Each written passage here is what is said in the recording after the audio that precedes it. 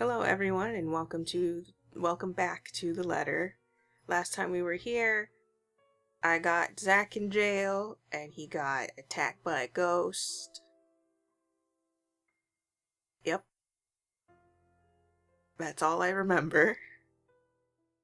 You heard her, love. She's busy. Such a shame. You never let me do anything fun. As I try to make sense of it, a heavy feeling descends over my whole body. It happens without warning, forcing me to close my eyes. The sensation creeps to every part of me, crawling over my skin and draining me little by little of any strength.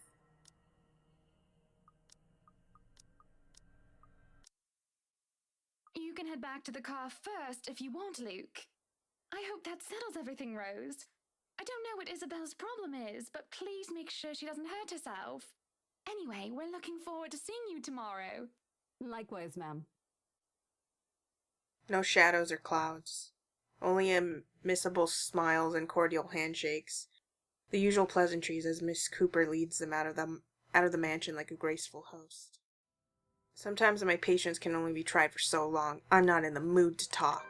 And during the open house, even if there were a lot of people around, there were weird things happening. I don't know if there was anyone else who noticed, but I heard things. I'm sure it wasn't because I fell down the stairs. Even before that, in the attic, Will you give the sorting letter a rest already? The effect is immediate. Abruptly, Isabella clamps her mouth shut. Hurt flickers across her face as she looks away and her shoulders droop, all before the thought of holding back on my tone or how she'll take every word crosses my mind. When the realization does hit after, a twinge of guilt washes over me at once. But with all that has already been said and done, what am I supposed to tell her then? That I'm someone who can be so easily unsettled by my own assumptions? That this stupid sulk has been brought upon by some equally stupid jealousy? The simple glimpse of her and my childhood friend together infuriates a part of me? Or that I wish I'd been in her place during those times instead? True or not, I owe her neither of those, and if anything, she's the last person I want to know about it. Look here, I'm not in the mood for this kind of talk tonight. My head is aching and I'm tired. I don't want to hear about the dumb letter, or the mansion, or whatever it was you saw in the bloody attic. Just get in the car and we're going home. sorry. I won't mention it again. If you're so worried about it, why don't you just throw the blasted thing away? You make it sound so easy. Because it is. Here, hand it over and I'll do it for you. Might as well shred it up while we're at it. I hold the hand out to her, and though the gesture is without any expectations, she's nothing if not stubborn, and it isn't surprising when she turns off or down with a swat of her hand. Becca, just leave it alone, okay? I get it. You don't want anything to do with it. Good. I hope that settles it.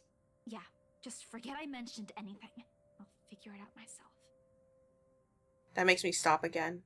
This time I turn to look at her, searching her face for an explanation, but all she offers me is a sidelong glance and another one of those pained looks before climbing in the passenger seat and closing the door behind her. Somehow, even with the steady din of traffic around us, the sound of that feels heavier, weighted with everything we refuse to utter tonight. This is what I want, isn't it? Certainly doesn't feel like it. Already home. Sorry I didn't get to call you earlier. I had to head to the precinct after. That's all right. Is she okay now? I'm not really sure. She didn't say anything to Zach, but she mentioned a plan to take a few days off from work. It was a passing comment before I left her, so I didn't get to ask. Must be because of Rose's death. Could be. It doesn't seem like it from Zach's story, though. He said she was shaking when she got there. Shaking? The word triggers a memory. From 3 days ago on the way home from her little treat after she sold the mansion. I didn't think much of it at the time, but I won't lie, it scared me. The terrified look on her face, how she sounded when she suddenly screamed. Still there? Yeah, I just remembered something. Sorry, don't mind me. Look, Zach or me even when I tried. Maybe she'll speak up if it's you? I'll give it a go, but I can't promise anything, okay? You know how stubborn she can get. But thanks for letting me know about this. No problem. If anything comes up, just drop me a line, okay? There's a short pause before he cuts the call from his end, and once again I'm alone with my thoughts. But rather than answers, all I got from it are questions, more of them, one on top of the other, as if the world isn't planning to give me a break anytime soon. But that's a problem I'll tackle later. Let me go, you uncouth lout! Or else what? I'll scream! He laughs, a derisive thing that rankles on my temper more than it has any right to.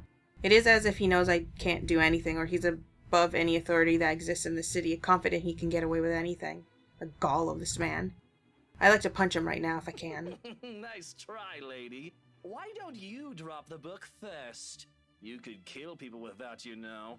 Fat chance! Oh no, that attitude won't do, Daisy. Here, let's try that again, like the proper adults we both are. Drop the bloody fucking book. And then what? If you're assuming I'm... Then we'll have a nice conversation over a cuppa. Establish why you're attacking a poor, innocent stranger with a deadly weapon. Man, I can't believe kicking him in the balls really pacified him.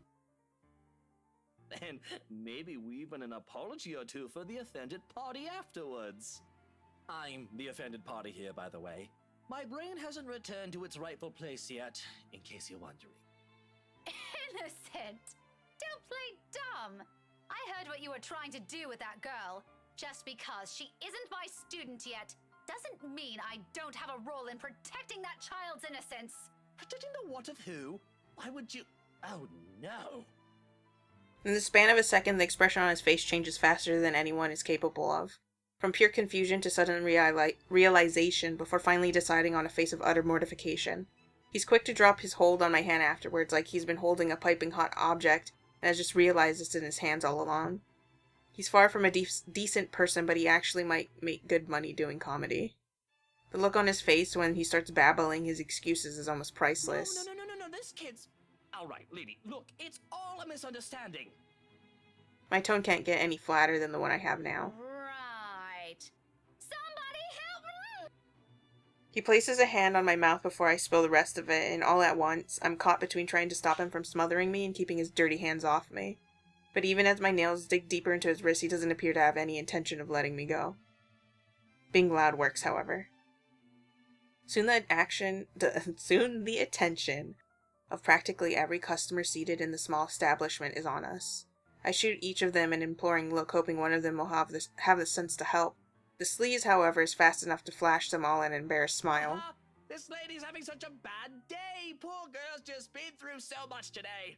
Nothing to see here. Go on with your dinner.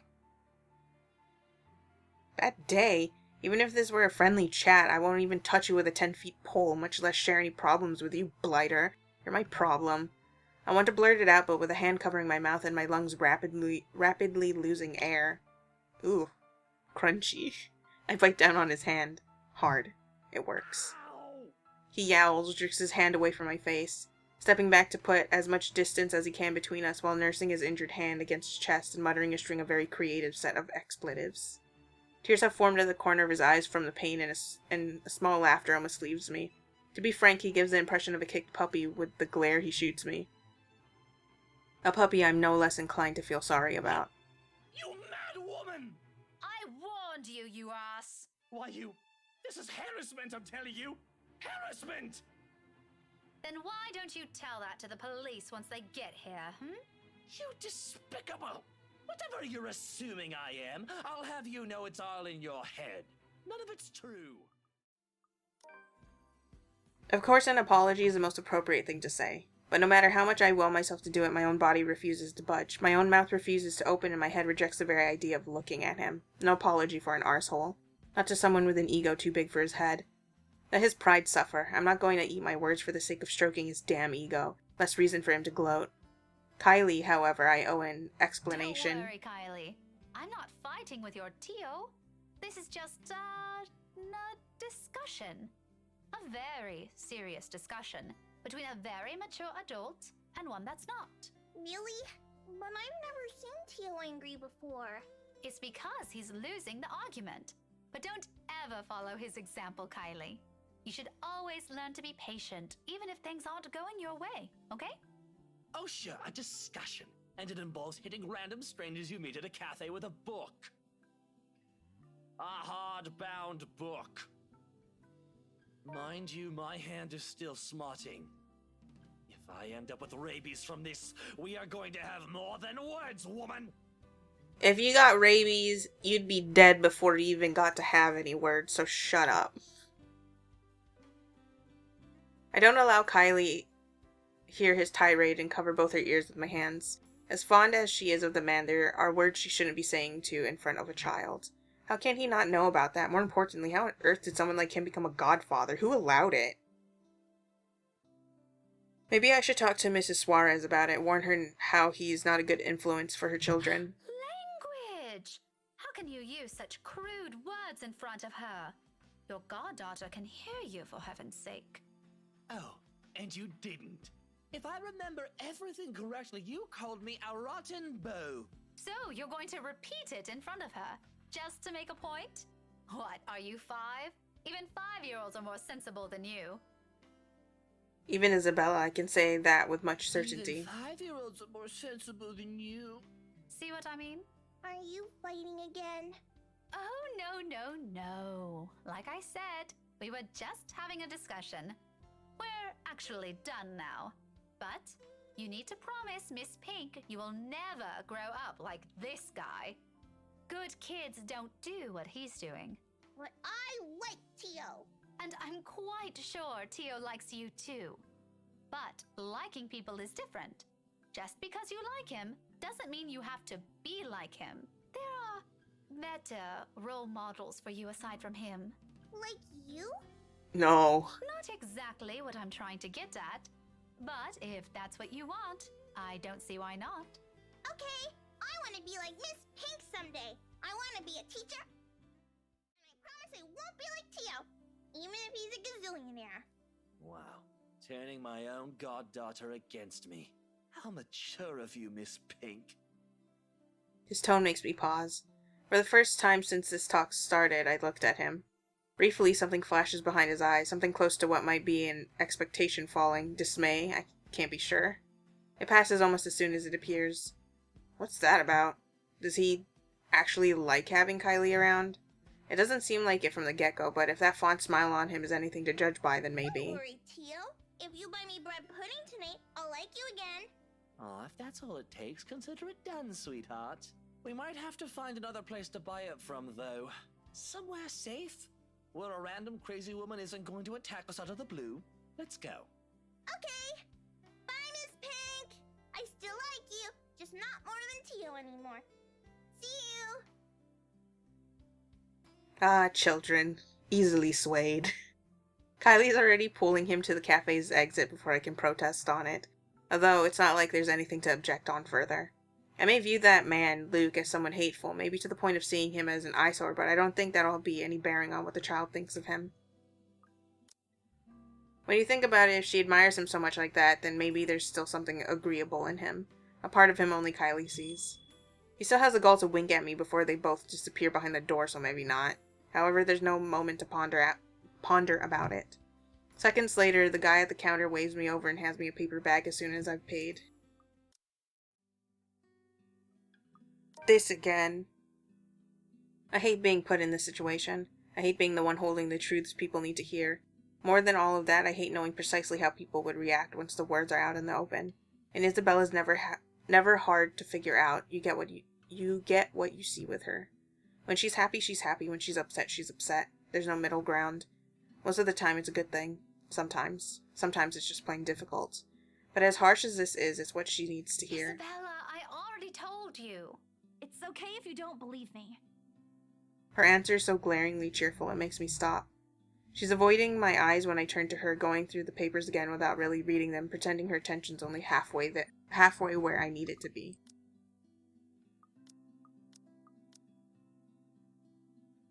It's an obvious distraction for her, so she won't have to listen to look at me. Hard truths are always the toughest to face after all. I know you guys aren't really into that kind of stuff. That's not what I meant. This isn't even about being into that kind of stuff. And you never were. I've known that from the start. Will you let me finish talking first? It's okay. I know what you're going to say. You always have this weird look on you when you want to scold someone, so I know. Or I have an idea, at least. And I don't blame you. I'm aware that it's hard to believe. I can't fault you for that.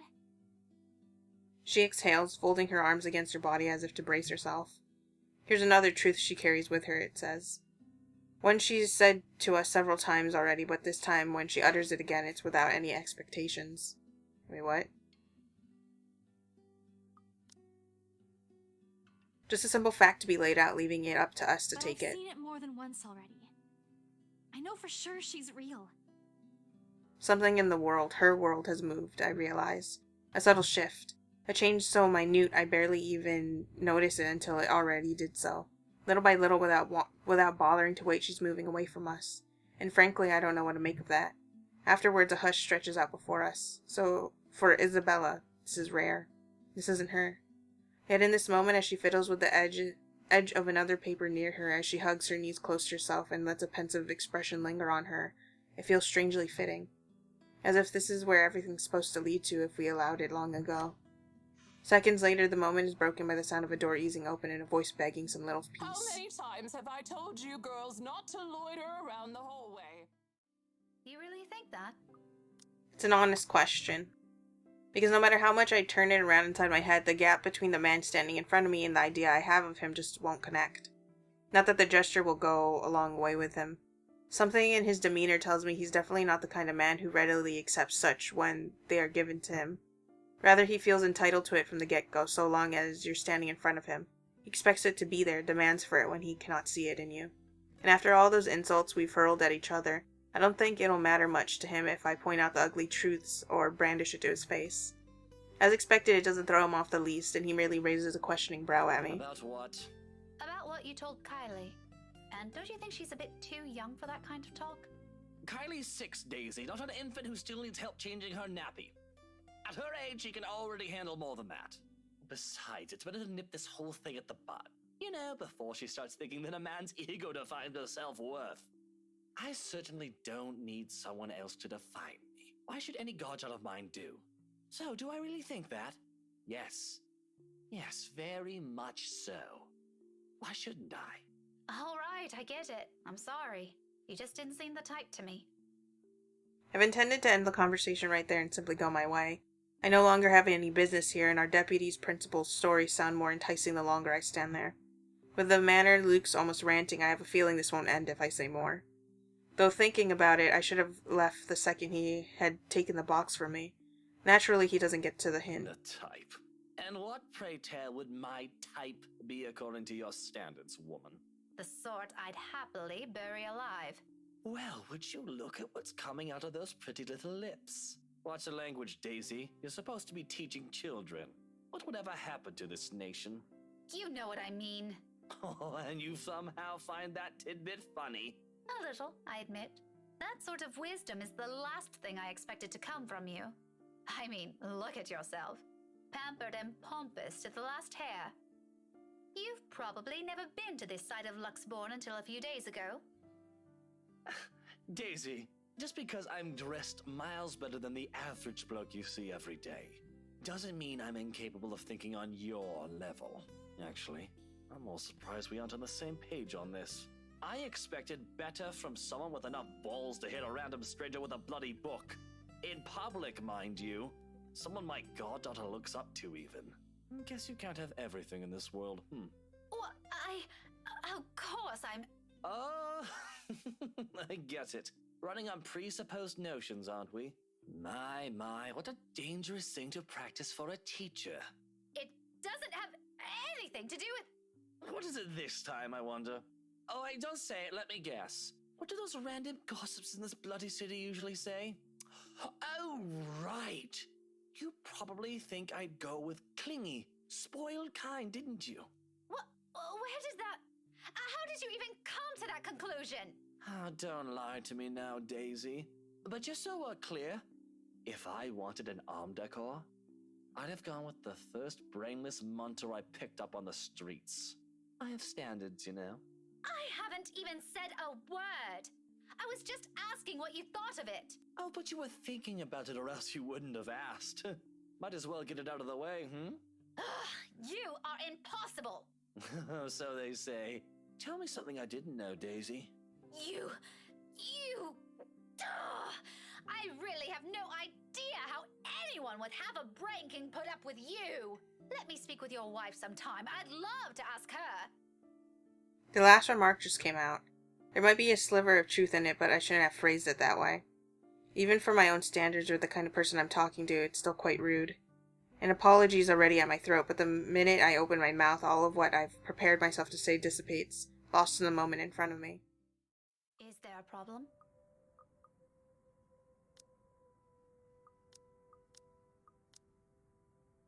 Nothing of note. Abigail just wanted to ask her a few things.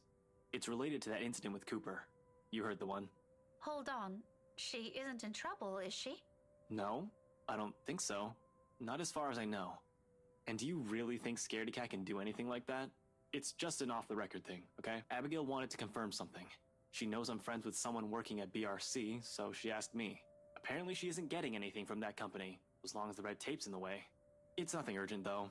She isn't answering her phone again, so I thought I'd check myself. I can wait until she gets home. If she comes home soon. The last time I saw her was 2 nights ago. His demeanor immediately changes. Despite his careful attempt to appear nonchalant, his eyes scream of an unspoken worry. It's almost painful to see how much he tries to hide it, especially in front of someone he has known for years. What? Did she take a vacation or something? No word from her, unfortunately. And I don't think she'll go on a trip without telling us. It's been 2 days. 3 if she's not going to show up tomorrow either. Do you think we might have to file a missing person report? I hope not. But let me know if anything happens. You know how to contact me. I'll see you later, Becca. Ashton squeezes my shoulder light as he can before stepping away and heading straight for the stairs. His way of offering comfort in the middle of this little mess we found ourselves in. But amidst all of this, a tiny voice at the back of my mind nudges at a memory. Something I've forgotten, the very reason why I've chosen to return home early. You shouldn't be doing these things. Regardless of Isabella's intentions, cursed or not, Ashton has every right to feel miffed. He's gone great lengths trying to keep his personal life away from his job. Even if he won't say it, he'll fight tooth and nail to keep us safe. And this time Miss Cooper's death hit close. Too close to someone he cares about. That's not what I'm trying to get at, Ash. Then help me talk some sense into her. I was about to get to that, Isabella. I know you're worried about those people, but you have to understand that what Ashton's doing isn't simple. He's right. You shouldn't even be involving yourself in this kind of stuff, much less doing things on your own. I went to him, didn't I? First thing in the morning. I asked for his help. After you went ahead and did some snooping. And now you're planning another one. Can't you see what's wrong with that? You won't believe me unless I give you proof. You said it yourself. Evidence doesn't lie. Concrete proof, Isabella. Not something based on rumors or stupid urban legends. Trust me, Belle. Any day, I'd gladly help you with anything. I know that. I was only hoping I could fix this before any of you, before I... She breathes in, deep, steadying, and in that moment something falls behind her eyes as she looks away. Sorry. I got ahead of myself, didn't I? A quiet resolve. The same one I saw in her that night from 3 days ago. But this time it burns brighter. Even Ashton wavers at its sight when she looks him straight in the eyes, gaze unflinching. Gradually his grip on her wrist loosens. Belle, all I'm asking you for is to... Just this once, Ash. Her voice, so small and lacking any force, stops him. Along with it, every sound, every noise dies around us, a hush descending as if the world is waiting for her words. You don't have to come with me. But if I don't do anything, I am going to regret it. She lays a hand atop his, gentle, pleading, almost intimate if one does not consider the circumstances we found ourselves in. Please. Ashton will never tell a soul, will never admit it even to himself, but it is in that short second that his own resolve breaks. The moment the hard edge in his eye softens and he relinquishes his hold on her, letting his hand fall limply to his side.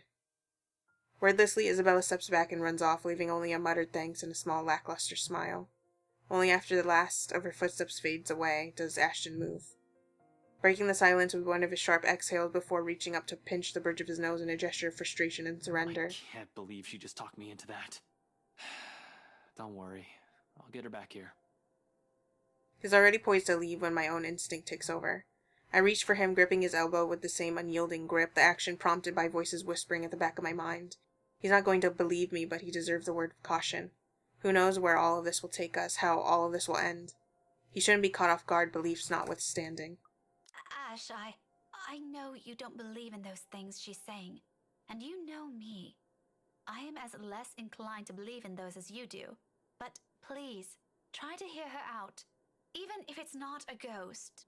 Or a curse. I think there's still something odd going around here. What do you mean? Weird things. Like the feeling of someone watching you. Or shivers. The room suddenly getting cold. Like the weird thing Scaredy Cat says, you mean? To some degree. Look, Ash, I'm not sure what it is. It's bad enough that Isabella goes off like this without telling anyone. I'm just worried something might happen to her if she keeps at it. Talk to her, okay?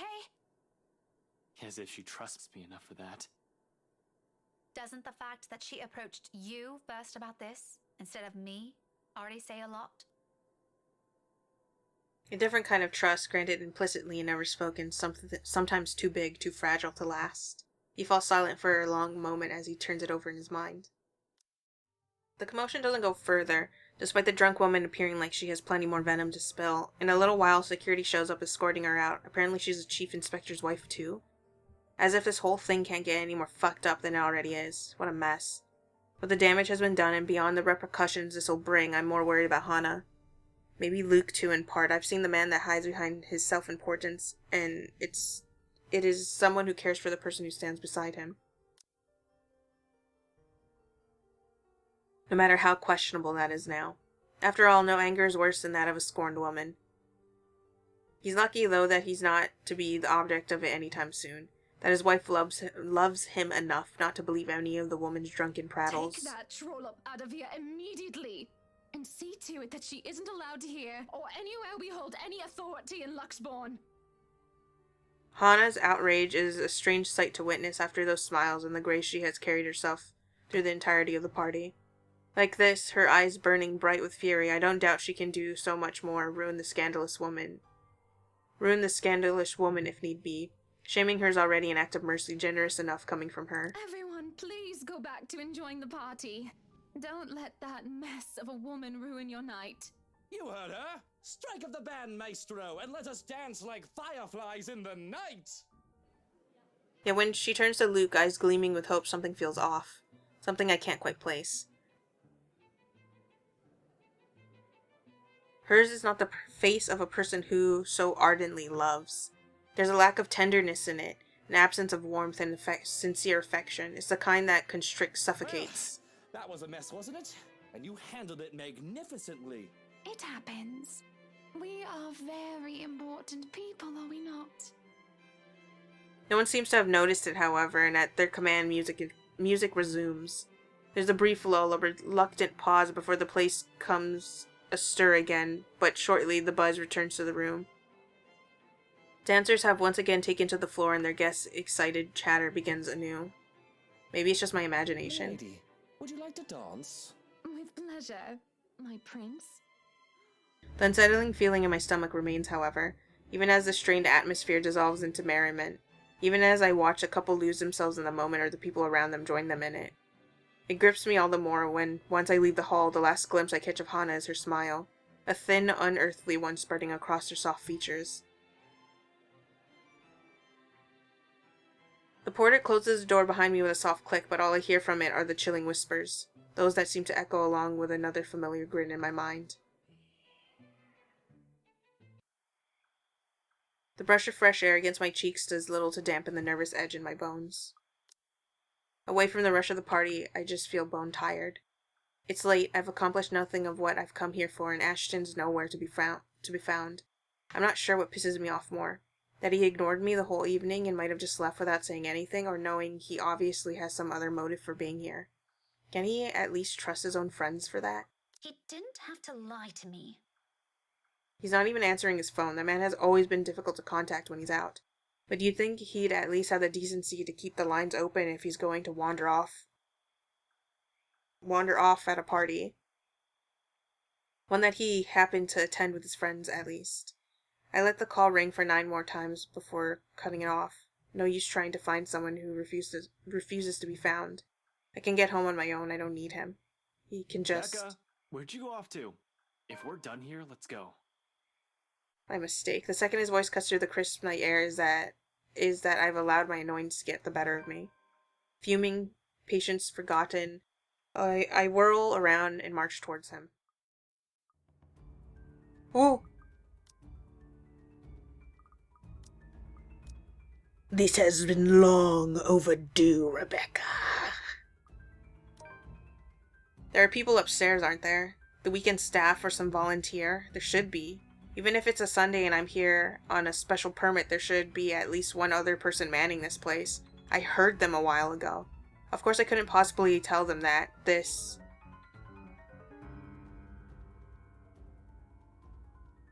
They wouldn't believe me in the same manner we didn't buy Isabella's stories until it's too late. Oops. But I can easily come up with excuses. For now, what's important is I don't end up trapped and alone with her. Safety in numbers, as they say. There's no hesitation in my steps as I race upstairs, ears straining for any signs or sounds of the woman appearing, jumping at me again at any second.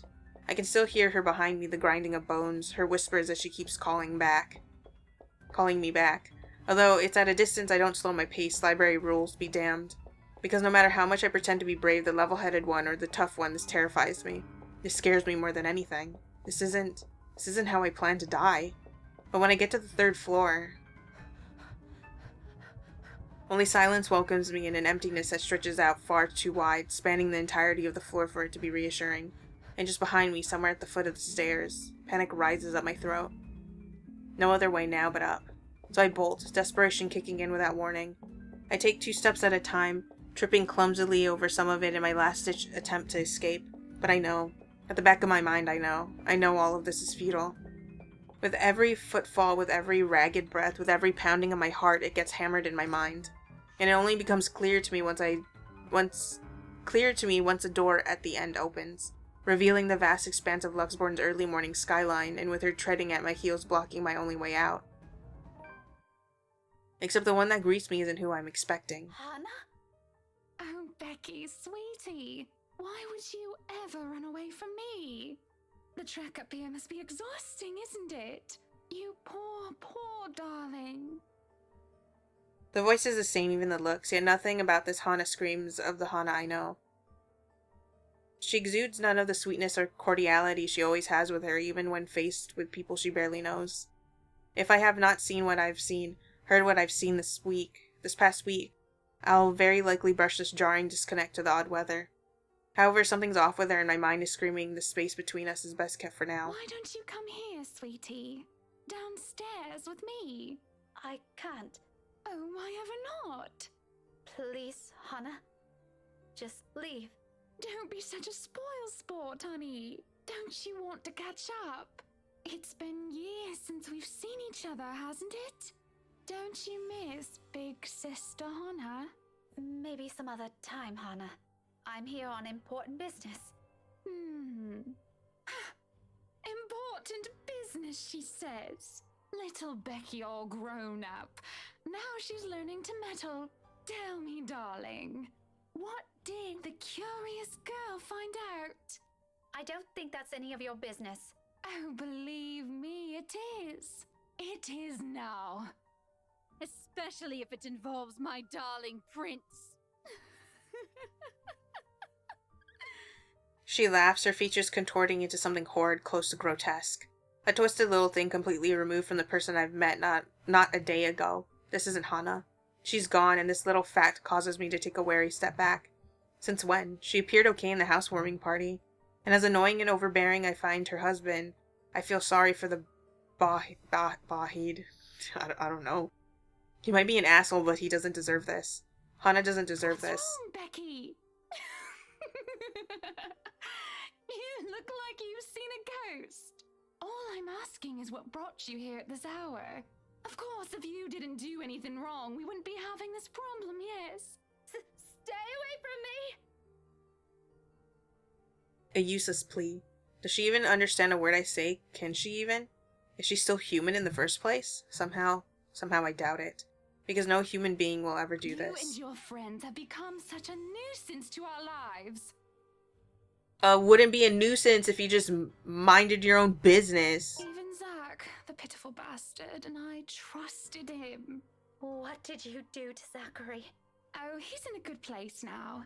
So do me a favor, sweetie, and come with me. I promise it'll be worth your while.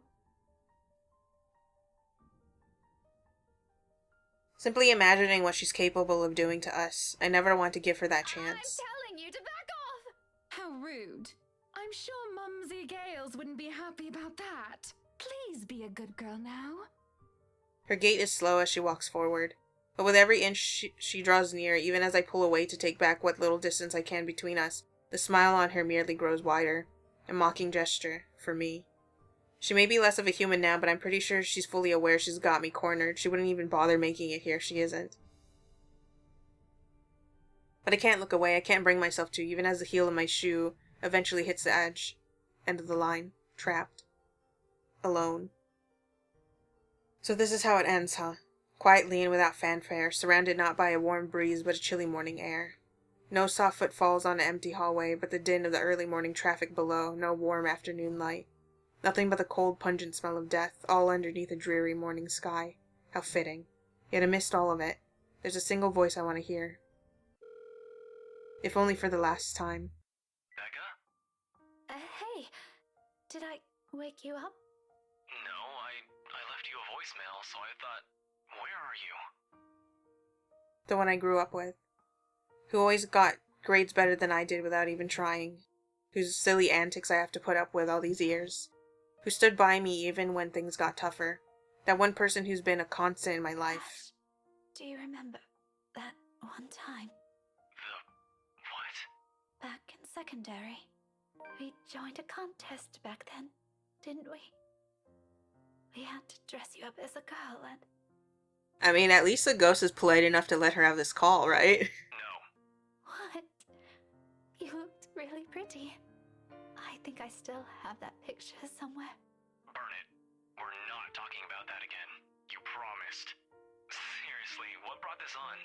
Nothing. It's just the first thing I remembered. So weird. Despite everything, my lips curl into a smile, faint. A sad little thing on its own given the situation, because even at the very end I know I have this. The casual talk, the friendly banter, talking like how we always would as children. If only I hadn't been so selfish. If only I hadn't taken all of this for granted in favor of my feelings. Then perhaps I won't be regretting anything now. You're being weird today, Becca. Whatever. Listen, I need you to go home right away. I'm at Salem Well right now and... I wish time would simply stop for us. There are still a lot of things I want to say. Things I've never bothered saying out loud. Things I should have said a long time ago to someone who has always been by my side. But in this moment, there's only one. Thanks, Ash. Hold on. Did I do something? For everything. Rebecca, what? I'm so glad to have known you. Wait, what are you? God damn it, Rebecca, where are you? A soft click. And I'm closing my eyes. There's a rush of air. The sound of the world dimming around me. Like a song coming to its inevitable end. How tall is this library?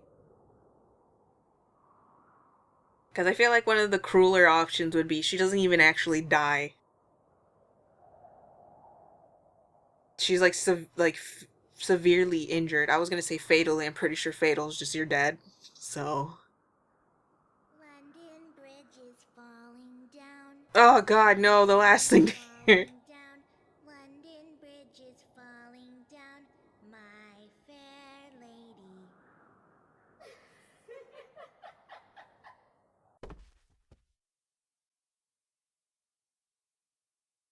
That wasn't as big of a drop as I thought it was gonna be. It kind of just sounded like something like took a little tumble, and it wasn't a big drop. You unlocked a memory fragment. Worrying about Isabella's brief dealings with him is stressing in itself already. I doubt he'll attempt anything in front of other people, though. It would tarnish his glorious reputation, and he values appearance more than anything. That doesn't necessarily mean he isn't capable of it, more than, in fact, and on the off chance he does something, I wouldn't be responsible for my actions. Fuck, he even tried to make a move on Isabella back in the open house, right in front of his wife. Standing in the same room as him doesn't make me want to punch him any less. Actually, the urge is stronger, but protocols. My case, first and foremost. My own opinion of the man shouldn't get ahead of my purpose here. I'm taking back what I said last week. You haven't changed at all. 4 minutes and 30 seconds, 29, 28. I'd hurry if I were you. Ugh, you're awful! I hope you never get a girlfriend. She slams the door right after, though my chuckles, the mirth and lightness in it linger. With her, those have always come easy enough, even as its echoes fade and only the ghost of a smile remains. It's not like I'm looking for anyone else. I want to tell her. It's not because I can't. I won't. We'll find a way. Somehow. I don't know. This appears to be more complicated than I initially thought, but there has to be some way. Reassurances have always felt foreign on my tongue. Ask me to shoot a target 500 yards away, I'll do it in a heartbeat. Assign me to a high-profile case, I'll hand in a solid lead within a few weeks. That's where I function best. Matters of the heart and feelings. Shooting myself in the foot seems preferable than racking my brain for the proper words to convey. But I try because no matter how many times I tell myself I can do this on my own, I need her right now. On top of that, we don't have any concrete proof yet. For all we know, it could just be someone clever enough to use those silly legends to cover up for his crimes. I wouldn't put it past whoever that is.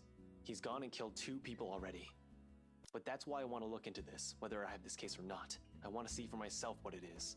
It's my job to know in the first place. Then, what about... And even if it is connected in any way, you have me and Zach helping you out. Becca too, I'm sure.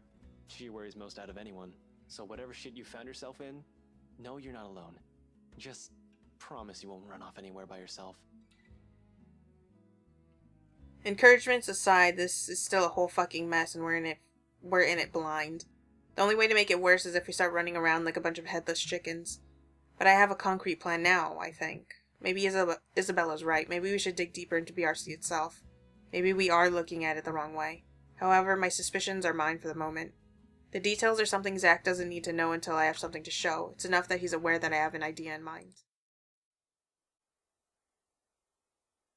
In the end, after the third attempt with no one answering, I stop and cut the call with a ragged exhale. What do you name it is, then? I've been trained for those. Hell, I'm used to them, just... It's not when it comes to people I'm close to. Much as I keep reminding myself to maintain a level head, it's the whole different matter when it's someone you know. Personal feelings will likely get involved at some point. Starting now, actually, with the anxious strings coiling and uncoiling, causing a racket inside my stomach.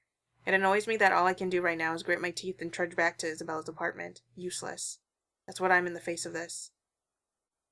The mad dash around Lugsborn and Anselm isn't going to help things. It's not like I'll simply stumble across them on the side of the road during a drive.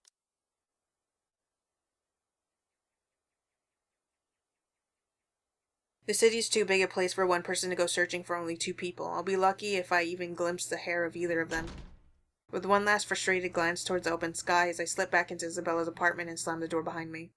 I might have already grown used to this, but the waiting will always be the hardest part. More so when it's the people you care about. Ash, did you really have to shut it like that? Until I've received an answer from Rebecca or Zach, whichever comes first.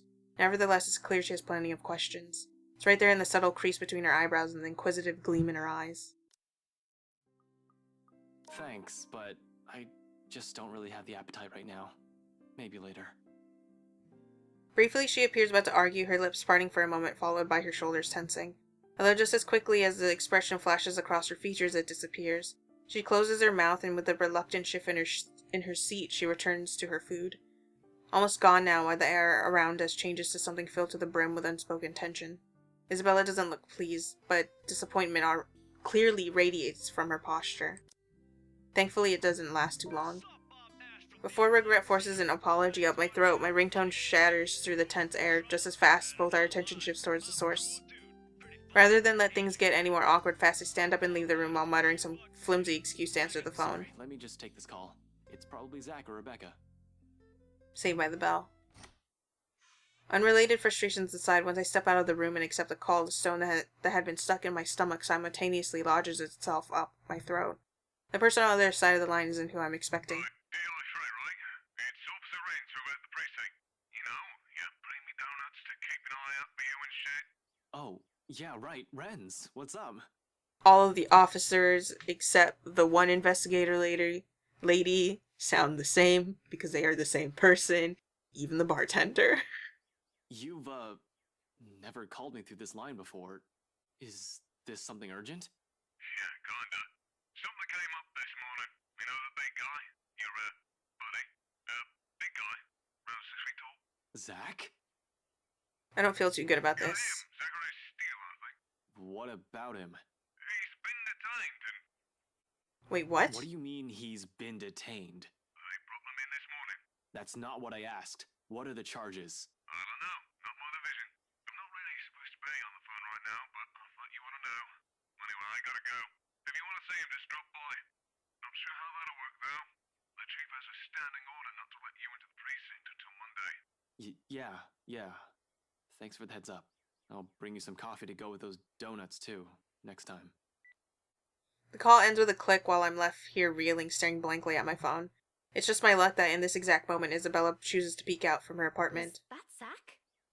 Is he gonna drop by? I have no idea how I look right now, but it must be far from anything pleasant. The curious expression on Isabella's face quickly melts away as soon as she chances a closer glance at me. What's wrong, Ash? I'm left with no other choice, then. I tell her exactly as Officer Renz has said, and the more I spill, the more grim her countenance becomes. Stay here. I'll go check on him. See what I can do. No, I'll go with you. Belle, I'm not going in there for a casual visit. Zach's in trouble and... I know, but he's not the kind of person who'd do something that'll land him in prison. There must be a mistake. Believe me, I'm on the same page as you, but... Zach never saw them, yeah? Because when we were on his part, he woke up and it was dark. So are they not going to be able to get in? Like, they're going to bar him from, like, actually being in the precinct? I want to see him, alright? And there it is again, the same sharp gleam that has been present in her eyes since yesterday. Unless we go there and he's just dead. I mean, I wouldn't really put it past the ghost being able to, like, manipulate time or something. Little by little, I'm finding it difficult to say no to it. What other choice do I have? Still no word on Rebecca and Zach. Isabella probably doesn't want to be the one who ends up waiting for the news. I know exactly how that feels, so in the end, a nod's the simplest response I can give. Just let me turn off everything. I'll be out in a few. Quickly, she disappears behind the door. From inside, the sound of her foot shuffling, a few locks clicking shut, and a television being turned off drifts out the hallway. Her whole business inside takes only a few minutes, and within 5 we're both on our way to the LPD. At least we know where Zach is now. That explains why he's not answering his phone. But what the hell did you do, Zach? He said he had a plan that might help, but if it got him into enough trouble to get himself in a cell, I don't think I like that plan of his. And hell yeah, I'm mad. I'm absolutely furious. It's just as Isabella said. I doubt Zach will get himself arrested because of an actual crime. But whatever stupid stunt he pulled to get there isn't any better. The only good thing today so far is the fact that the streets are nearly empty so early on a Sunday morning. Very few pedestrians and virtually no other car on the road to get in the way of us rushing to the precinct. Within the speed limit, of course. A whirlwind of activity welcomes us as soon as we waltz into the LPD HQ. Fellow officers running here and there, pushing around paperwork and answering calls. It's almost Halloween and troublemakers are abound. Calls about pranks gone wrong make up most of it this time of the year, along with occasional altercation or missing dog. Some of the other officers who work with me look up from their desks and wave, though none of them move to stop us like I'm expecting. Standing order my ass, it probably didn't last the whole day. Although I'd like to have a chat with them sooner or later about official matters, I'm not here for them right now. Of course, it never hurts to see what they have for me, and the best person to ask for details in this precinct is the guy behind the booking window. He glances up at me once when I approach and immediately returns to his task indifferent. Not that I need his full attention. As long as he talks, I'm good. Next to me, Isabella stands wordlessly, clearly uncomfortable, waiting in anticipation from how close she's sticking to me. But that's probably because she's been in the same position so many times in her life, her drunken brother, the eldest, a repeat offender. Mostly minor cases, but she had to be the one to bail him out every time from what I've gathered. I can't imagine what's going on inside her head now that has happened to a close friend. Hearing the way these guys talk about him must be worse. I heard there's a new guy in the holding cells. Not many here know Zach, and if they've seen him, they don't pay too much attention. I try to keep my work and personal life as far away from each other as I possibly can. Each one of them is quick to chat, gossip, be the one to talk about the new detainee, and have everyone's attention. Flies fast, huh? They just brought him in this morning. Any info on him? Got his ass handed by some rich bloke's bodyguard. Or butler, whatever. When we got to the scene, he's already been strung up and ready for pickup. Hard to imagine how a guy like him could have been taken down. But the butler has this creepy air to him. I'd rather not ask. Feel sorry for the bloke. He could have fought back. That's because Zach wouldn't hurt a fly. All said under her breath, but her grip on her bag grows rigid. Unlike me, she's not frustrated at Zach. The ire is directed at the person who put our friend in this predicament. It's true, though, Zach's not that kind of person, and knowing he might be in a bad state, whatever little anger I've built for him on the way here dissolves into thin air. Has he been booked yet? Nope, still sleeping. Creepy butler probably hit him hard. Which is a good thing. Oh, maybe it wasn't nighttime, maybe... I don't know, because the lighting doesn't change unless it's like a pivotal moment. So it could have been like super early in the morning or something and it was just dark in here. I mean, I don't know. Would the jail cell really be there right next to the counter like that? I don't think so. Which is a good thing. If they slip up and forget, we get him a right of habeas corpus and take him out of there, depending on what he's actually been charged with. But at the same time, it's bad. How long is he going to be Your friend unconscious? was caught on right property, and you better believe I'm not happy about this. Not one bit. I want to say that there must be some sort of misunderstanding. Zach isn't the type to do such a thing unless it was his plan all along. In that case, I couldn't just charge blindly into this without all the details, no matter how much I want to believe my friend's innocence. And Wright? Luke Wright? What on earth was Zach thinking? In any case, it doesn't look like Chief is happy, even if I don't protest and give him a salute. Not pleased at all, if the fact that he grabs me and pulls me aside is any indication. If I were to describe his expression, he looks ready to kill me. I swear, Frey, if you're behind this, if you told Steele to stalk the rights because you were taken off the case, I'm not stupid enough to ignore chain of command and go against official orders. Give me some credit, Chief. And you better be sure you didn't. Luke Wright is coming here, and we both know he's trouble. I'd consider your friend lucky if he only gets charges put against him. Maybe if we can make sure he's in a good mood, he won't escalate the situation.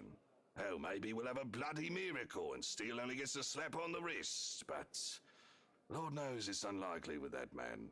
You know him well, Chief. An observation on an accusation. But it might as well be with how things panned out from the night of the housewarming party to the morning that followed. His wife's familiar with him too, who's to say that friendship hasn't colored the investigation to Luke Wright. I don't want to accuse my superior, but damn, he makes it difficult. Of course I'd do, shouldn't you? We've been looking into the guy for so long. I'd call you a bad detective if you can't even tell me whether he's right or left-handed. That's an easy one. He's left-handed, but he's been taught to use his right. You can tell when he picks something up with his left hand, but when he realizes that, he moves it to the right. Well, at least I don't have to question your ability. Anyway, if I were you, I'd either go and make myself scarce or sit down and shut up. You think Ash knows his 3 sizes? Don't go aggravating people, basically, because you have a knack for that at the worst of times. As much as I hate to say it, but he's right. It's better to keep my mouth shut and not make things worse for Zach. There's not much to do now but hope for the best. They don't call for an investigation when it comes to petty felonies. Worst case scenario, he's looking at a fine worth 5,000 pounds and 6 months in jail. Best case scenario, we get the charges bumped down to trespassing, a misdemeanor and juvenile offense, and he'll be given probation and be charged for restitution. At this point, those seem to be the most likely outcome. I don't see how he could have been framed for breaking and entering unless he was taken to somebody's property against his will. Even in my head, that sounds unlikely. I don't know what you're talking about, sir. I think I'm a delight to be around. Tell that to my blood pressure pills. Anyway, let me handle him, alright? Right on cue, the moment Chief says that, you-know-who arrives. And like the arrogant show-off that he is, he makes sure his arrival is well noticed by everyone within the immediate vicinity. I'm surprised Luke doesn't travel with, like, a band. So he has his own theme music all the time. Behind me, Isabella gasps. She has no idea how much of a trash his previous client is. Now she's going to get a frontline view of it. The guy ignores the front desk even when Benjamin tries to greet him.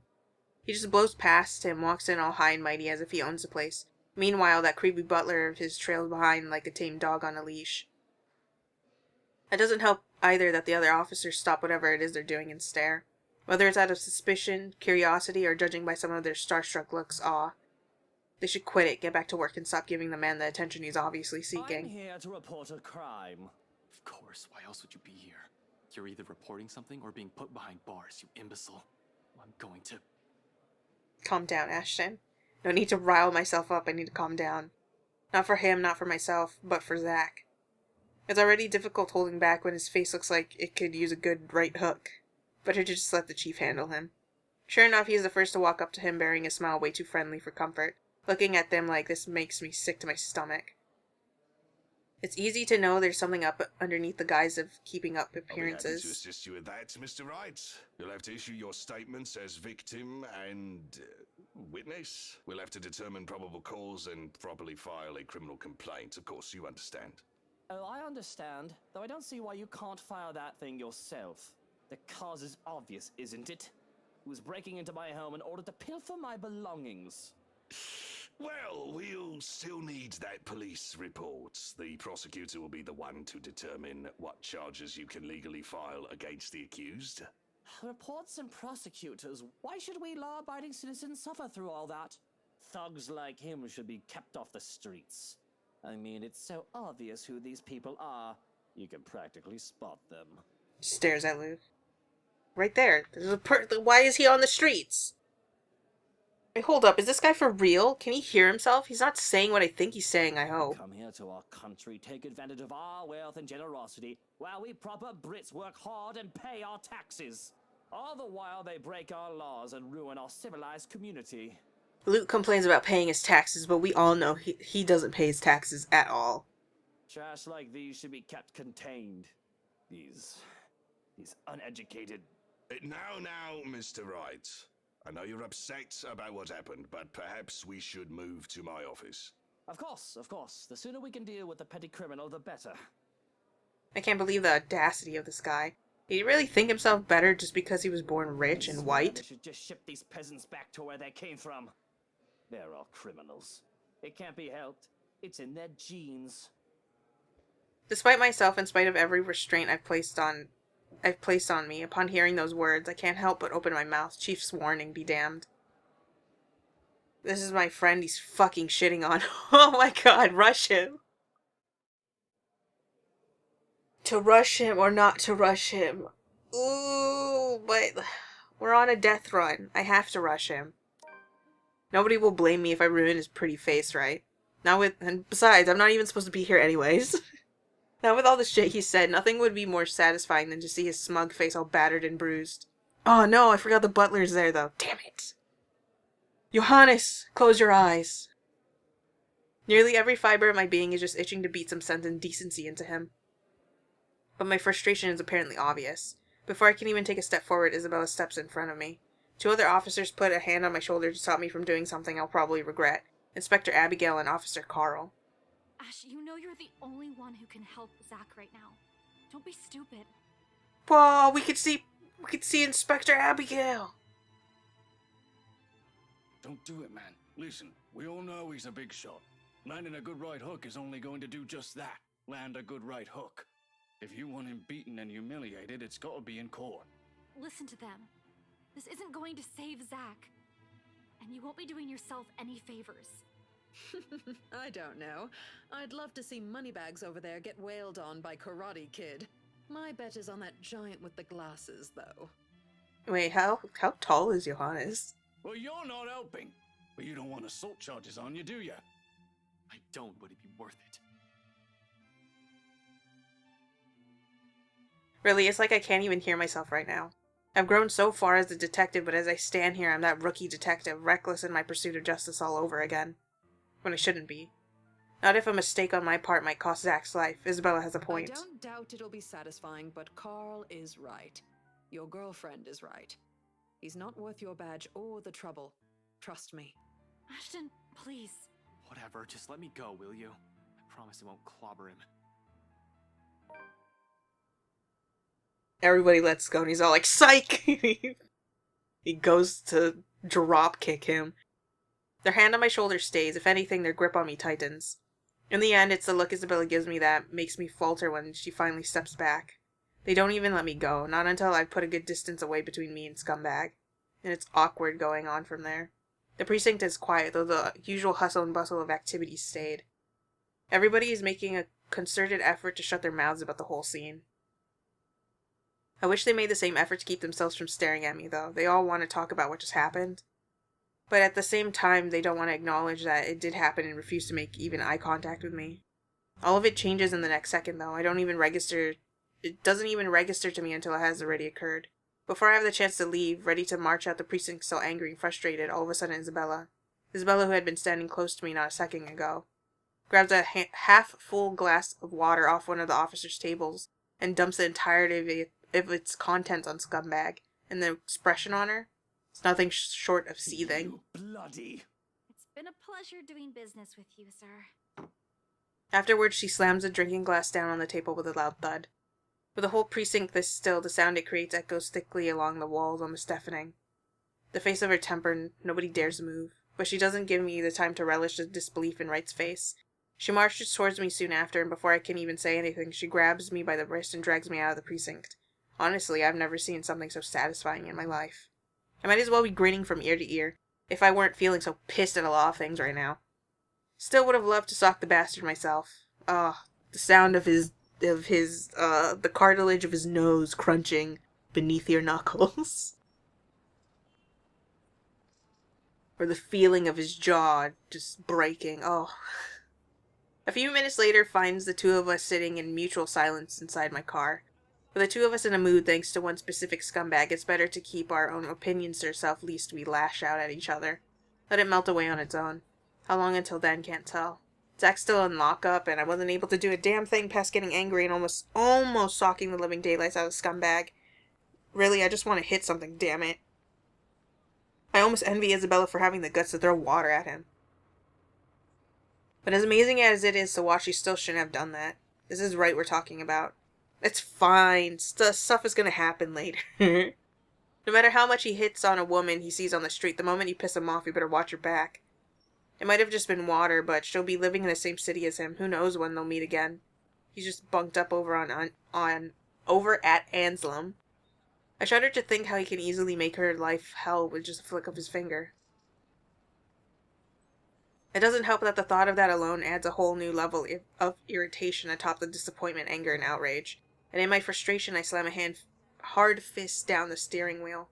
Oddly, it's what finally piques a reaction from her. What? You would have ended up in an even bigger problem if you did hit him. You threw water at him. It won't leave a mark, though. He'll live. The only thing I ruined is his expensive suit. Still the same thing. And you acting like this isn't helping Zach at all. Really, blame is the last thing I want to hear right now, especially with the stunt she pulled. She means well, but anger clouds a lot of things. Sometimes I just can't help but sprinkle my own answers with the same heat. What do you even know? What do you even know? Harsh words fall off my mouth without my meaning to, and understandably she gets incensed. Like I've hit a sore spot. I know plenty.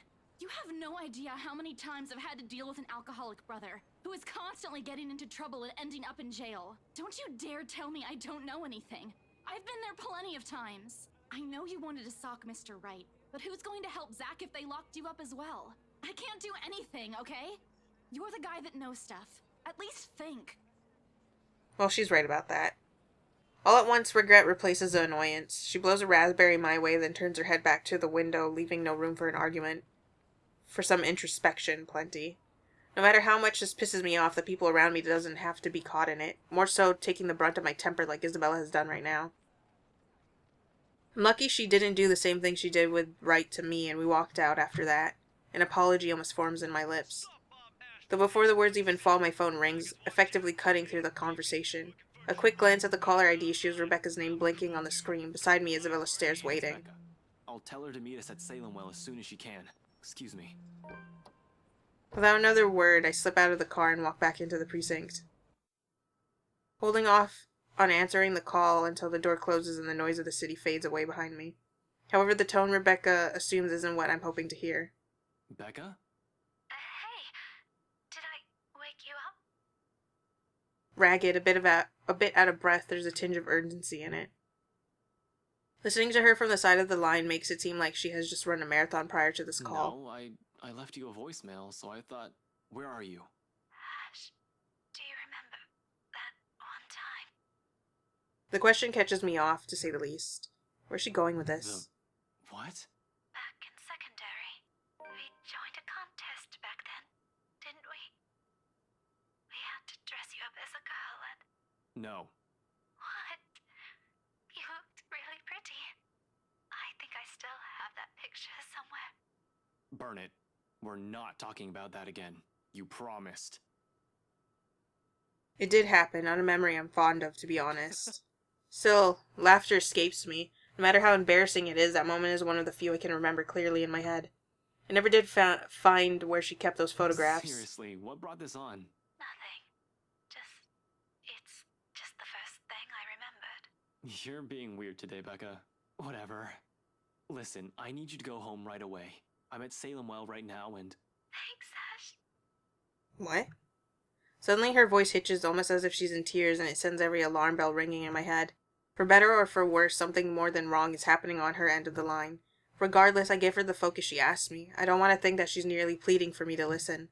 I like to imagine that it isn't horror and a deep underlying resignation that I hear in her voice. I'm transfixed. Hold on, did I do something? For everything. Rebecca, what? I'm so glad to have known you. Wait, what are you... Whatever her words mean or feelings they carry ceases to matter in this instant. They're all inconsequential when someone, Rebecca's life might be in danger. This whole thing isn't just wrong. Whoever she is, something's fucked up. Something's fucked up is going on. What? Something... Okay, that S should just not be there. It's messing with me. And I'm here listening to it right now, helpless. Damn it, Rebecca, where are you? Laughter, and then the line drops dead. Rebecca! Dread turns into terror, and the sudden pandemonium in the precinct comes rushing in all at once. Officers barking orders, the rapid tapping of feet against the floor, and people shouting for a dispatch. There's a split second where I'm torn between trying to figure out where Rebecca is and finding out what happened to inspire such chaos all of a sudden. See, Lugsborn is peaceful as cities go. If there's any crime, it's usually low-key, in and out of the public eye as quickly as they come. Things are kept private and on a need-to-know basis unless the media catches wind of a high-profile case or if something really odd happens. Of course, there's gossip and people talk, but everybody minds their own business most of the time. So when commotion happens and people are shouting for dispatch, you know there's trouble. It took only 2 words. 2 words, broadcasting over every police radio all over the city, including the one on the front desk to fire everything up. Jump her up. The emergency service unit is assembling, each one hoping that they'll be able to talk this one down.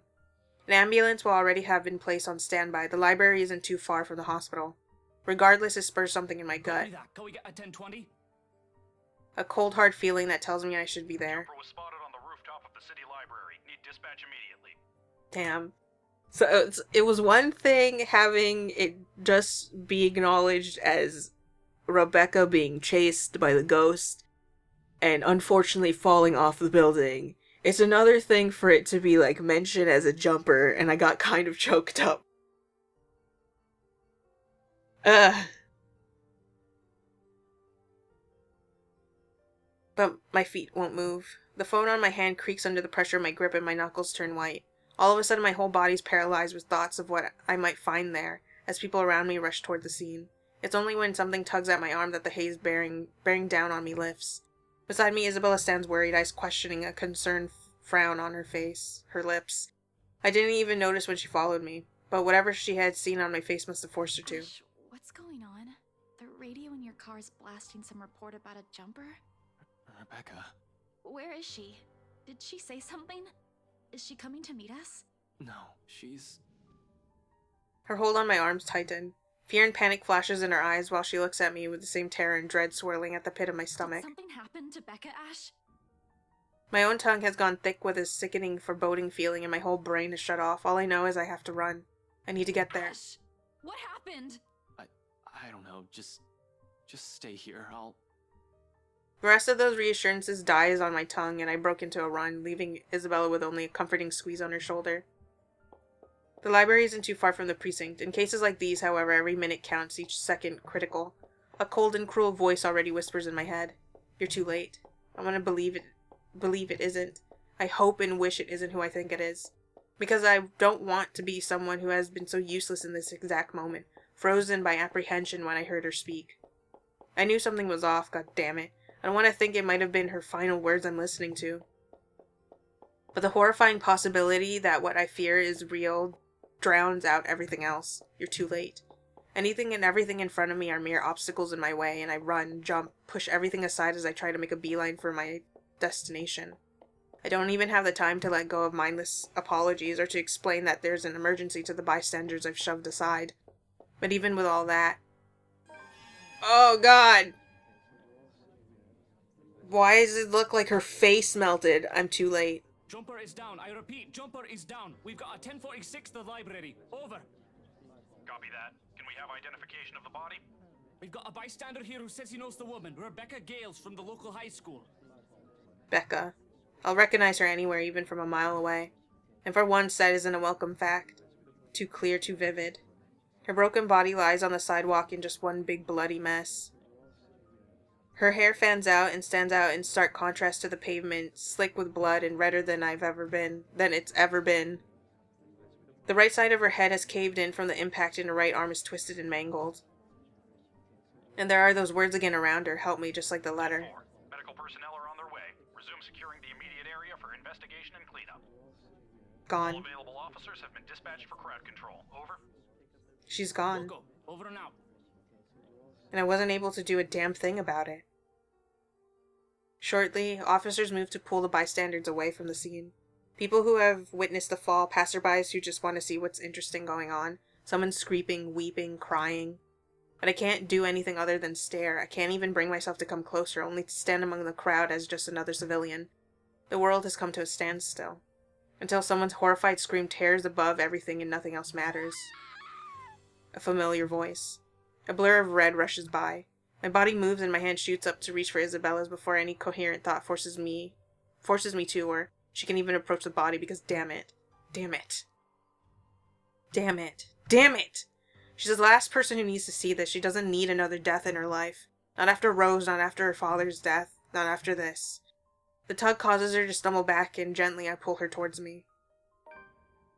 It takes 2 breaths from her to steady herself. Shaking, she braces both her hands against my arms, gripping my jacket tightly as if it's the only thing keeping her from breaking. She tries briefly to pull away, but my arm remains firm. Look, you don't need to see this. Though even then there's a weakness in her movements, her breathing labored. Any minute, it seems like her knees will suddenly buckle if I don't keep a steady hand on her. Yet it all shatters when she glances up at me. Tears stream down her cheeks, panic, desperate, her voice brimming with anguish when she speaks. We can still save her! We need to! We need to! Belle, she's gone. Shh. No, Ash! Rebecca, she's here! She's still... We have to help her! There must be something! We can't just let her die like this! Weak as she makes another attempt to break free. But my arm stays unyieldingly against her, and instead I draw her head closer, her face sinking into my shoulder as furious tears flow from her eyes. At the sound of her sobs alone, everything around us fades. Every sound, every movement becomes nothing but noise. No more. Even now, I can't do anything other than stare at the pool of blood on the pavement and hold on to Isabella like a lifeline as she does with me. Can't even bring myself to move.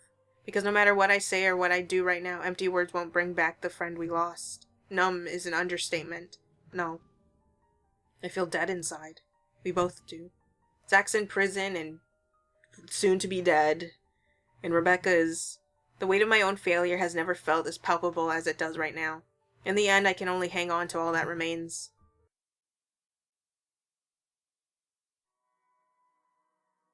Death notification is a task I avoid like a plague. Although I've known Rebecca since childhood, there are plenty of reasons why I shouldn't be the one breaking the bad news to her parents. 1. Protocol states you're always supposed to do this in person. 2. Protocol also states you're supposed to do this with a partner. And 3. I've never been good with words. But here I am, unceremoniously thrusted into the task, all because there's no other one. As expected, everything goes as well as my blunt mouth can take. Mrs. Gale's relentless sobs echo loudly through the receiver when I finish informing them, while all I can say before ending the call is an empty. I'm really sorry, Mrs. Gales. Before ending the call with a click and heading back inside Isabella's apartment. Her mom's voice still rings in my ears even as I leave it all in the hallway behind me. Even though Isabella's cries have already faded into soft whimpers and sometime while talking to Rebecca's family she had fallen asleep. Now she lays still, curled up under her blanket. Wordlessly, I take the empty space on the edge of the bed. Despite how peaceful this all seems, the gravity of her death has hit all of us hard. It's in the dense air now lingering in the room. It hangs heavy on my shoulders, while I try to make sense of everything in my head. Most of all, it's in the furrow between Isabella's brows. Gently, I reach out to smooth it. She reacts with nothing but a sigh before turning on her back and burying herself further under the sheets. Rebecca's dead. She's the last person I need to account for, damn it. Although Zach's not in a better situation. He's alive. Isabella's here. How could this have happened? With no ears to hear, the question merely fades into nothingness. How many more close calls do we have to go through? How many deaths do we have to witness? How long can we keep this up? We're bound to break at one point. No normal human being with a sane mind can last like this, losing people important to them one by one right in front of them. It's a miracle Isabella hasn't cracked yet. She, out of all of us, carry a much deeper attachment with the people she loves, no matter how little time she's spent with them. After all, she was the one who found that letter. I've expected her to have caved in by now, yet her voice, surprisingly calm and composed in the face of this, is what suddenly cuts through the thick air. Gosh, what do we do now? It's a question I've been dreading to hear. Unable to offer an answer, I avert my gaze and mumble my uncertainties under my breath, hoping she won't hear. I don't know. I don't even know how I'll be able to keep you I safe. can't let that woman, that thing, take more people from us. I'm not going to lose you or Zach to her. And I you. Her bed creaks, dips when she pushes herself off it and takes the empty space on the couch. Quietly, she begins gathering every paper from BRC and starts laying them out on the table. Once done, she glances briefly at me, a sharp, determined one, then gets straight down to business without another pause. With what happened, I have no choice but to follow her lead. Although there's some tense fumbling for words at first, the whole conversation gains steam soon enough. All at once, everything we've brushed off, carelessly ignored, and rudely dismissed has been laid out for close scrutiny. Her encounters with the woman are close brushes with death every time she appears. The dread, the fear, the terror she brings out even in the bravest of us, everything. Because no matter how bleak this all seems, there must still be a way out of this. There has to be, logic be damned. Or at least that's what Isabella and I would like to believe. Yet even as the cold morning light shifts to the warm hues of late afternoon and eventually night, none of this still makes any fucking sense. Darkness has fallen, but we're still nowhere near figuring this out. If anything, we're more at a loss than we've ever been before we even started. The next thing I know, frustration rears its ugly head and the sheets of paper I've been holding smacks the table harder than I've intended. The sound of it echoes loudly in the small room, and we simply fall silent, along with it a release of another long-held breath. Perhaps the 100th since this morning. We aren't getting anywhere at this rate. Don't just drop it. There must be something in this we aren't seeing yet. Ash, please. Rebecca wouldn't want us to give up on this. It's an odd thing to hear from her. The very words I've been telling myself every single time I find myself facing a dead end. We can use a little of the optimism right now, I guess. Isabella's right on the other point as well. Rebecca would definitely give me an earful herself if she was still here. She had a knack for being brutally honest with her opinions. We had often clashed at times, yet still respected her for it. Her opinion was as valuable as every other person I've let into my life. I can't lose another person like this. I know, but what are we supposed to be looking at here in the first place? Well, we already looked through those files. You're the one that picked it out last night, right? All of them? I'm pretty sure every person we've checked in there isn't necessarily involved. One client possibly died of old age. Remember, you found that dumb paper right before the open house. No one was allowed inside that place for a time that day. It's too broad of a scope if we include every single person. In fact, the only notable ones are C and Jean Marie. But if we're going to include them in the count, shouldn't there have been more than enough people to end this fucking curse already?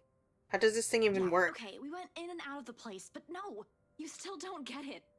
What I'm trying to say about those clients is, maybe there's more to this than just the letter. Possibly. Ashton? Hey, I'm trying my best here. I wasn't trained to deal with this kind of shit.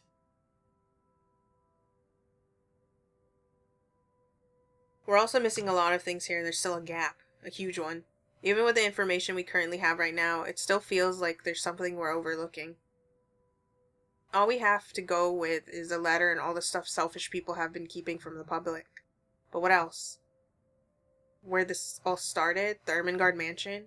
Will bringing the letter back there fix everything? Fuck. How do I? The mansion's a private property now, can't just waltz in there. I'd rather die before I even think of begging Wright to let me in and investigate the place. After what he did to Zach, not gonna happen over my dead body. One thing's very clear after these last 2 days, however. We're not safe anywhere and I have to act fast if I want to keep my friends alive. We can't keep running away. Sooner or later she'll get us like she did with Rebecca, and damn it, I hope Zach's safe where they're keeping him. There are guards stationed at the holding cells 24/7, but you can't be sure. This is a ghost we're up against. Before anything happens, I have to put an end to this. Sighing, I stand up and stretch out the kinks in my back after several hours of sitting. We've been at this for too long. A break is needed, time to let everything sink in, or else we'll all burn out. I know I will, and it's another thing I cannot let happen when they're all counting on me like this. Albeit unspoken, it's in Isabella's eyes as she looks up at me waiting. We've been at this since morning. We should take a break for a few... The rest of it never comes out of my mouth as something heavy and grating sounds from the far end of the room. A harsh booming noise rendering through the eardrums of every person in this room. All at once, Isabella's on her feet while I quickly palm for my gun on the table. However, before I can pull it up and remove the safety, the whole racket stops. Stillness descends in the room, and amidst the sudden hush, the two of us exchange anxious glances. So much for a break. Ash, do you think that's her? Gather everything. No questions asked. She wastes no time getting to work, piling up the documents we've been reading through. Even Isabella's unusually silent as she gathers everything in her arms. Her own movements sharp and precise, a deep furrow in her brow. There's fear, but something hardened and urgent overshadows it. But the moment doesn't last. Before we can even finish, another noise ups the tension already gripping the place. Suddenly, the lights go on, the wardrobe at the end of the room rattles, as if something inside begs for freedom. Cautiously, eyes glued to it, I take a step forward and I release the lock from my gun. I'm no trigger-happy person, I'm not even sure if this will work on a ghost. But right now, its smooth surface against my palm with a trigger on my finger provides the closest thing I have to relief as I approach the closet. What are you doing? Ashton?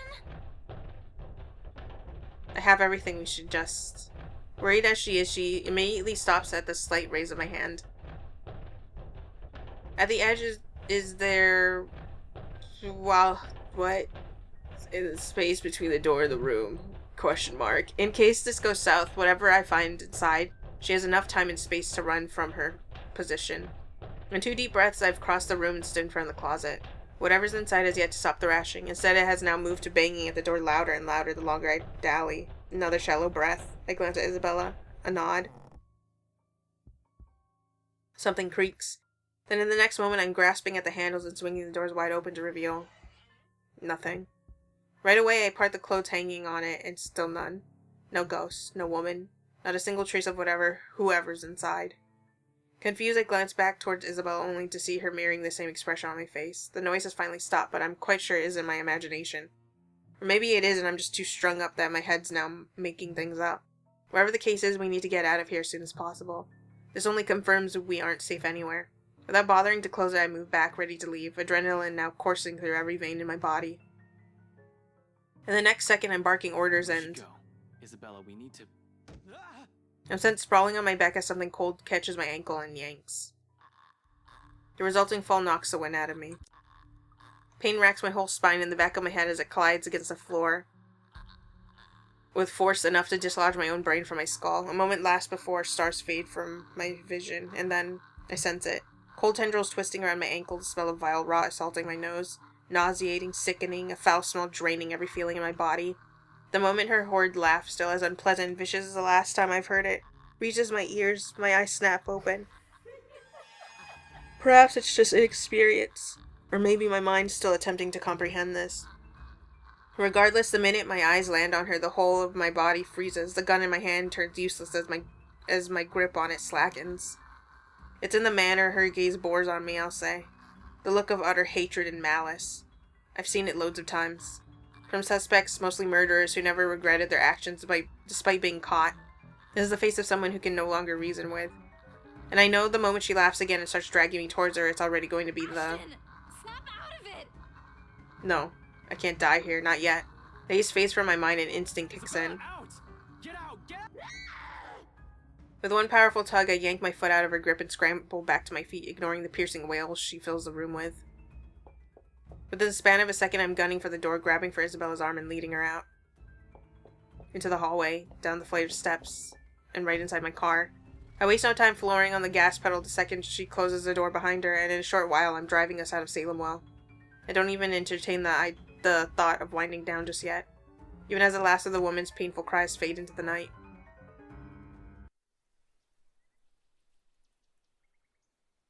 A dreary downpour starts off the Monday. Although it doesn't last for more than an hour, the dark clouds lift just after the sun peaks over the horizon. If Becca were here, she'd give me an earful and tell me to take care of myself better, say that I'm killing myself on the job. I can already hear Isabella complaining how dark the bags under my eyes are getting and about how I reek and how I need to shower pronto. Not necessarily a bad end. Her humming reaches my ears first, halting my movements. Sure enough, I glance up. I find her, Isabella, just as she enters the park grounds, bags of convenience store food in hand. After last night's flight from Salem, well, we've elected to stay the night here, unsure if our own homes will still be safe. Normally, we'd both be adverse to the idea of spending the night outside like this, but panic and distress has tainted the decision. It's not like we've gotten an ounce of sleep anyway. On the off chance one of us did, it only lasted but a second, or it's a fitful one. But looking at her right now from afar, it's easy to mistake her for someone who's simply out on an evening morning stroll. Her steps are light and free as she walks, the expression on her face calm, if not troubled. Her voice fills the atmosphere with the light air, temporarily easing off the disheartening mood. It's easy to pretend we're not knee-deep in a life and death situation the way she acts now. Easy to forget we've lost someone, or one of us is being framed for a crime he likely didn't commit. If anything, it's only her appearance that betrays that mask. Slightly disheveled, bags under her eyes, an exhausted curve in her shoulders, and dragging footsteps. But the closer she gets, the more obvious these signs are to the naked eye. She passes an energy drink my way the moment the distance allows it, and hands the other bag she's holding, before sitting herself on the edge of the fountain. The scent of warm food immediately wafts from the bag when I open it, carried further by a passing breeze. Whatever sweet sauce they drizzled over this pork wannabe, it smells heavenly. Despite myself, without even checking exactly what this is, hunger swiftly takes over every rational thought. I dig in without waiting for her to start. Although she appears to be of the same mind too, and soon enough she also starts with hers. No casual talk while we fill our empty stomachs. Exhausted as we both are, food is something we can't forgo. Starvation dulls the thinking, weakens the body. If we are to survive this, we're gonna have to take care of ourselves first. It's one thing Zach will likely remind me if he's here. I know that's what Rebecca would do. In a matter of minutes, we're done and dumping the empty cartons in a nearby waste bin, along with it the shift in the mood. Back to Dismal, back to the problem at hand. The comfortable atmosphere from minutes ago was nice while it lasted. Admittedly, I've missed these kinds of moments between us. We never had the chance, always busy on some project or work. The things we've taken for granted, now we're realizing how valuable they are. With one of us gone, the other stuck in jail. The world has an awful sense of humor. While the one we've just had is short-lived, it's another thing I want to look forward to if we ever free ourselves from this damn curse. I'd like to believe there's a way. For now, we have to focus back on the present, this dead people, the letter, the curse. It's not simple to bring these up, but necessary. Where do we go from here? It's an innocent question at best, but she looks to me as if my face has all the answers in the world.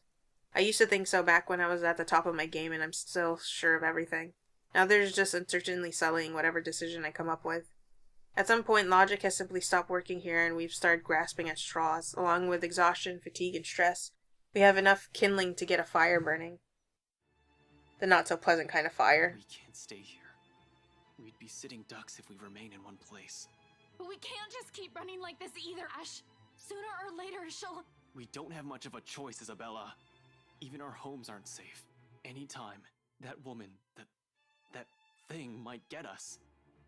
Fuck. A zombie apocalypse would be better than this. So what then? You're giving up? Nobody said that. Just because this whole thing isn't panning out the way you want it to, doesn't mean there isn't a way out. Ash, I know Zach wouldn't want you to do that. I know Rebecca wouldn't. Rebecca's gone! Dead! Isabella, if what happened last night didn't tell you how bad... I know that! You don't have to keep reminding me. Do you really think I don't blame myself for everything? Wait, what? No! Wrong. No. If there's anyone who's responsible for getting everyone in this mess, it's not her. She warned us. She warned me. Tried to stop me when I pried the letter from off her hands. It's never her fault. If there's anyone she should be blaming, it's me. I'm not... No one's telling you to... Simply seeing that expression on her face, that guilt eating away at her. Well, please don't think that way. Not right now. It hurts. No, but you might as well just say it. It hurts that I can't even do anything to lighten that burden. You don't. I know everyone, even Rebecca, thinks this is... It hurts that I can't even find the right words to soothe that grief. That's enough. We'll just have to make do with what we have. Stop blaming yourself for every little thing, because it's not even helping anyone at this point. We both falter to silence at my words, and an awkward, stifling mood descends between us. I do not mean to shout, to snap at her, to add to that kindling, not in a moment when any time, anywhere she, that damn ghost, might get to one of us. We're both in the same boat, yet here we are, playing the blame game. Little by little, we're falling apart, caving into the pressure, to the bleak situation we're trapped in. Did that ghost mean for this to happen? To divide each of us so she can pick us off one by one right after? Who knows? Anything's possible now, if her kind can exist. With the fire burning between us rise as high as it does now, I'm afraid, deathly afraid, that the possibility might come sooner than I can figure all of this out. Fuck, I still can't think straight. Can't even believe the next words coming out of my mouth, that out of everyone I have to be the one saying this to her. This is more her forte than mine, keeping the peace, getting along with everyone, while I unintentionally aggravate people with badly chosen words. Funny how fast the tables have turned after just one unfortunate accident. How am I even supposed to cope? I swear I'll get us out of this mess. I'll find a way to get Zach out of that place. But if we want to make it out of this in one piece, we're gonna have to calm down first. Before my own temper flares, I walk away and slide back into my car. If the door slams with more force than needed, I'd like to blame it on the pent-up anger boiling up in me. I'm not even sure what or who I'm angry at. The ghost at her sudden outburst, or maybe at myself for being this useless. Because despite her not saying anything, I know, goddammit, she's still counting on me. In spite of my failures or every harsh word I've uttered or how unbearable I can be as a friend, it's there when the tension after the argument finally breaks and she follows me and gets in the car. It's in concerned glances she shoots my way when I start the engine without a word and drive off. It's in her silence, a heavy gift, her unwavering trust. And it's one I'm more than willing to carry, even through my own exhaustion, if only to keep her safe. In this city of 68,000 strangers, she's the only one I have left. Though in all seriousness, a good rest is still our best bet for now. Thinking with an exhausted brain is almost as good as running around in circles. We might as well just throw ourselves at the ghost and be done with this. especially if my assumption's correct and that the reason Zach was there yesterday morning was because of the curse. Something must have happened there for him to see the need to look into it and break inside that place. What if the couple had fallen victim to the curse?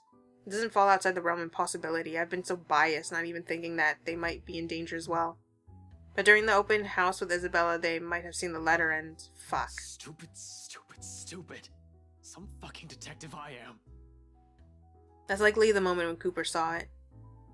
If the logic holds, I need to hurry there right away, and if there are answers anywhere, it would be there. It should be there, where all this fucking mess started. It's not only my life on the line. There are others. What happened to us, I won't wish on anyone else, no matter how much I loathe them. Or how complicated all of this has suddenly become. The letter, the woman, the mansion. And now there are the voices lacing venom inside every crevice in my head. Murmurs that jeer, scoff, and deride whenever an opportunity presents itself. It's all your fault. Why won't you believe me? A reminder of what I've failed to do and who I failed. So when it all ends with the sound of my phone ringing, a sigh is all that leaves me. I placed the damn thing on low volume last night, but it does nothing to keep it quiet. I don't even know if I want to answer it right now. It has brought me nothing but one bad news after another. Thinking back about it only makes me want to chuck it into the closest trash bin I can find. Not that it'll help things, of course. Another exhale slips past my lips before I pull it out, quickly swiping over the screen without checking the caller ID. After all, the person who will worry or fret over how awful I might sound right now is here with me. My parents never call around this hour, so chances are it's probably just the chief or Abigail. There's Zach, but he's in a position where contacting me is impossible, placed in jail by some scumbag for a crime he likely didn't commit. No use pretending what I'm not when it's anything but. Inspector Frey speaking. Good morning, sir. Sorry to bother you this early. Again? What is this about? It's about your friend, you know? The guy I called you about yesterday, the one they got in the night before. Zachary Steele. His hesitant tone does nothing to diminish the lump that has suddenly lodged itself at the base of my throat. What are the chances? What are the chances that something went wrong while I'm not looking, while I'm out here brooding of all things? How is he? Is he doing okay? We actually have a problem, Detective Inspector. Hasty assumptions aren't a usual fare in my book. That shouldn't change right now. The precinct is secure. It's supposed to be. They have guards manning the station 24/7. If anything happens, all Zach has to do is shout and someone will be there for him. Even if it's a phantom going after him, he should be safe there. He should have been. Yet none of these reassurances will allay my suspicions, and whatever little thread of hope I'm hanging onto frays slowly as each second of silence passes by. An expectation so weak, faint, I might as well just let it go and prepare myself for the worst. It's a feeble attempt at optimism I will never get used to. This is out of my depth. This isn't my forte. Zach's, maybe. Rebecca's too. Never mine. Hell, this is the kind of mood Isabella has always unknowingly brought with her. Whatever her eyes often conveyed, what I've often found myself searching in her whenever I look to them. But no matter how many times I repeat my words of comfort or calming images inside my head, the hollow chill at the base of my stomach refuses to ease. Even my voice shakes when I urge Officer Renz to speak again, weak and unsteady. The only thing keeping me from stumbling when I abruptly stand is the counter's solid support behind me. Beside me. The flat of my hand braced against it for leverage. Officer Renz, right? What happened? You're supposed to keep an eye on him, yeah? It's protocol. Your friend, sir, he's... I think it'd be better if you just saw it yourself, sir. This isn't something you should be hearing over the phone. Chief Inspector Lee wants you to report in as well. It's about the case Luke Wright filed yesterday and... The rest ever registers. Rather, my brain refuses to acknowledge any of it, not even the possibility that this might just be a terrible joke. All I can think of is a suffocating dread and the piercing noise, white and deafening, ringing in my ears despite the bar's morning hush. There's only Zach. Only the whole expanse of Luxbourne separating me from the one person I still believe safe from this whole fucked up situation we found ourselves in. Along with the voices, vile ones, whispers that taunt, jeer, and mock. Each vague utterance growing restless as I make my way out of the bar without another word to G and slide back into my car. Driving off with my body on autopilot, mind in a daze and afraid, utterly afraid, that I have lost someone in my life again. The whole precinct is in an uproar. Officers move in and out from the main work hall with rapid steps, phones blare loudly from the comms room. and calls are being made from the dispatch area. The rest who have been left standing watch the whole commotion with a nervous energy. From further back, the chief's voice booms above the uproar. I'm not even shocked. He may appear like the bumbling fool on first glance, but he has kept the city safe for years. For something to happen in his jurisdiction inside his own precinct, right under his nose, he has the right to be royally pissed. What do you mean you don't know? Don't give me that shite, Sergeant! How can one person, slip past you? You can't even keep an eye on one man! His statement gives me pause. Am I wrong? Did Zack escape somehow? I'm not condoning it, neither do I believe Zack capable of doing so, let alone thinking of it. But if it's what happened, I'll be equally as cross as the chief. This won't help his case. This will only complicate things with Wright and put the both of us in a tight spot. I won't be able to help him once red tape prevents me from doing so. Yet a hint of relief still watches over me as I walk closer to my boss, mentally preparing myself for whatever reprimand he's about to dish out. What's happening, Chief? Except he merely glances at me with an inscrutable expression. Although if I'm going to read deeper into it, I'll say it's the closest expression he can get to shooting me a pitying look. For the first time in my years in the force, I find myself wishing to hear a reprimand from him. Whatever that stare means, it can't be good. Coupled with Officer Renz's tone this morning, it does nothing to calm the uneasy feeling in me. Fuck. Boss even seems relieved to see me. After the last few exchanges we've had these past 2 weeks, you'll think the man doesn't want to see me right now. Time you got in here. I got caught up in something. Sorry, Chief. What's going on? Is there a problem with Zack? He hesitates for a second before his frown eases with a long, dragged-out exhale. I'm not sure if you can call this a problem, Frey, but I'll let you be the judge of that. Follow me. And you, I want your full report about this by the end of the day. It better be good or you are kissing that badge goodbye. The officer he's addressing, the sergeant, a man in his late 20s to 30s who transferred here last year, shrinks back in his chair. I don't quite remember his name. I've only ever seen him quite a number of times since I'm often out of the precinct. But if my memory serves me right, he's the guy currently assigned to late night shift, at least until this month ends. Depending on how bad this is, he'll either be given a verbal warning, a suspension, or a dismissal. It's not a position I envy him for being in right now. Though there's really not much time left to feel sorry for him either. As soon as Chief's done roasting the other officers behind the guy, he gestures for me to follow. Straight towards the precinct's holding cells. And it's as if a switch had been turned on. The moment he steps away from the small crowd, the entire main lobby goes silent. For one reason or another, it feels like everyone's simply waiting for the metaphorical hammer to fall. Even their stares before we turn to an adjacent hallway exudes the same pitying vibe as the Chief's. All of which I might have easily ignored any other day. People here can be a bunch of gossip mongers. It's only the significant glance Chief throws my way before pushing the door open that stops me. Not that there's even a need to mull over it, because the moment he swings it open, it strikes me.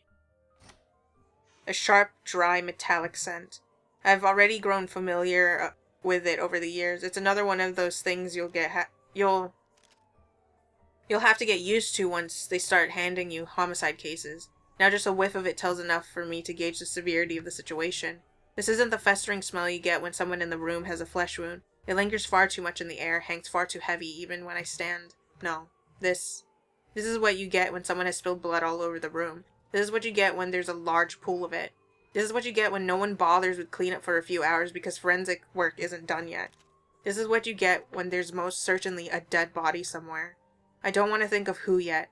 There are simply too many possibilities, too many variables unaccounted for here to form a single conclusion. However, when the chief of Luxvorn police refuses to provide answers, the chill easily fills every nerve in my body. Almost in a trance, I follow after him without asking anything or saying another word. For the first time in years, I feel like a damn rookie again. Fresh out of training, newly instated, and still on my first homicide case, except I didn't balk at the idea of seeing a dead body then. Now as light flashes fleetingly from the far end of the hall, while CSI documents the scene and the forensics team gather evidence, the only thing my instinct tells me is to run. As far from here as possible. As if I don't have 10 years of detective work under my belt. It echoes inside my head like a mantra. It's all your fault. Why won't you believe me? Over and over, rising and ebbing, a tidal wave of thoughts and murmurs surging and crashing against my ear. more deafening than the drum of my heartbeat and shallow gasps, churning and heaving till the cell finally comes into view and I'm afforded a clearer look of what's inside. The whole world stands still. In one single moment, every noise, every smell, every person in the room all ceases to matter the second my eyes land on his prone form. There's only red, red, red, red. Blood everywhere, on the floor, where a copious amount of it has pooled, on the walls, smeared on every crack and tile his hands can reach, on his face and shoulders, dripping from every gash and tear flowing from the hollow gap where his eyes should have been. The custodial officer found him when they brought him breakfast. It was too late. He was already dead by that time. Some 3 to 4 hours, according to the blokes from forensics. There had been a struggle based alone on the smear pattern left on the bars and floor, but only so much as this small cell will allow him. I can already imagine how it went down. He was likely left with no other choice, cornered like an animal at the mercy of his killer. In this cell there would have been no escape. The only thing he would have been able to do is shout for help. Perhaps the same plea written on the floor closest to him. The same one left written on the pavement close to Rebecca's remains. Help me, help me, help me. Help that he didn't even get. And it calls for a whole lot of questions, not the hows. Logic has already flown out the window from the start. She has the means to get to us, get to all of us, bars and walls notwithstanding. The whys, though. No one heard him? Not even one from the guys on duty last night? Because Zach's not an idiot. He would have asked for help. He would have yelled. Oh, one of them did, but thought nothing of it. Then why didn't they do anything? He's just a room away! They must have assumed your friend's just asking for attention. Henry wasn't clear on the details when I questioned him about it. You've been serving in this precinct for more than a decade, though. You should be aware by now how rowdy the folks we detain here can become. But that's not the only problem we have here. Someone got in and out of this place without anyone noticing.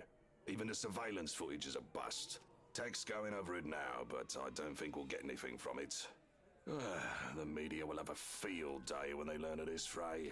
Keep it mum for now. I'll let you know because he's your... well, you deserve to know. The poor bloke's your friend, after all. I just don't want the commissioner hearing of this before I can tell him anything.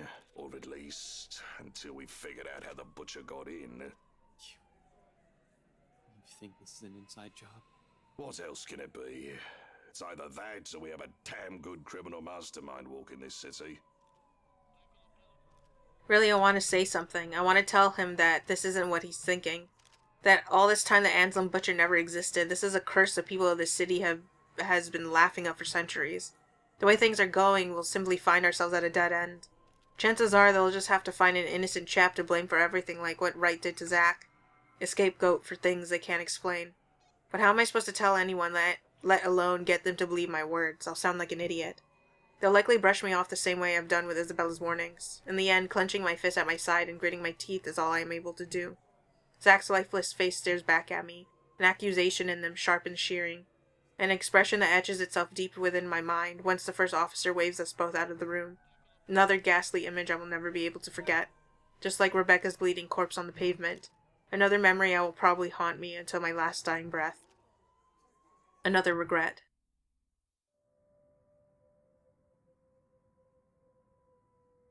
Oh my god. I need to stop here. Oh my god, I don't know how long anything is. I thought I could make this the last part, but I don't think so. I think I have to make the next part possibly the last part, because it should be the end of Ashton's and then all of Luke's. But Luke's, I'm not sure if there's going to be any additions to. Because his just kind of like goes over a bunch of stuff and there's only like a couple of things. But it might just be like we breeze right through it. I do have to go back though, because I need... Oh right, Marianne's not dead. I'm pretty sure she's not dead. Or I do have to go back for that, so that everyone is dead.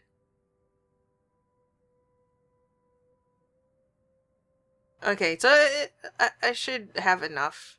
It won't be like weirdly short. Ugh. 2 deaths, 1 video. Kind of a lot.